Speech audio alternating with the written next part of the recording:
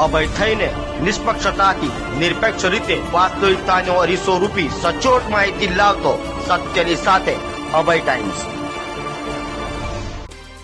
બેંગ્લોરી ફેબ્રિક્સનો કાપડનો માલ ખરીદી કરી રૂપિયા આપી ઠગાયા જનાર ઠગોને સુરત ક્રાઇમ બ્રાન્ચની ઇકોસેલની ટીમે ઝડપી પાડ્યા હતા।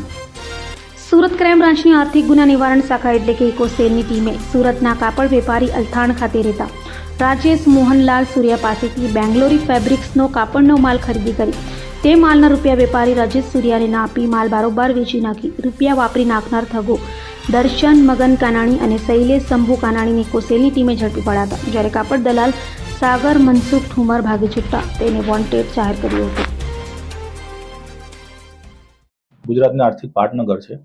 સુરત શહેર ખાતે વિકાસની સાથે સાથે કાપડ ઉદ્યોગ પણ ખૂબ મોટા પાયે વિકાસ પામેલો છે, જેમાં લેબાગુ તત્વો પણ ગુનાહિત કાવતરાઓ રચી ફરિયાદીઓ સાથે છેતરપિંડીની ઘણી બધી ફરિયાદો ઉપજવા પામેલ છે। જે અનુસંધાને ફરિયાદી રાજેશભાઈ મોહનભાઈ સૂર્યા જે પોતાની દુકાન રિંગ રોડ સાઈ માર્કેટ ખાતે આવેલી છે, જેમાં આ કામના કાપડ દલાલ સાગર મનસુખભાઈ ઠુમરે આ કામના આરોપી દર્શન મંગલલાલ કાનાણી તેમજ શૈલેષ શંભુભાઈ કાનાણી નાઓને પરિચય કરાવી બેંગ્લોરી ફેબ્રિક્સના માલ મેળવી શરૂઆતમાં પૈસા આપી વિશ્વાસ કેળવી ત્યારબાદ 63,64,000નો માલ મેળવી ફરિયાદીઓને આ સુધીમાં માલના પૈસા આપેલ ના હોય, જે સંબંધે ડીસીપી પોસ્ટે ખાતે ફરિયાદીની ફરિયાદ લઈ આઈપીસી 409/120 બી મુજબનો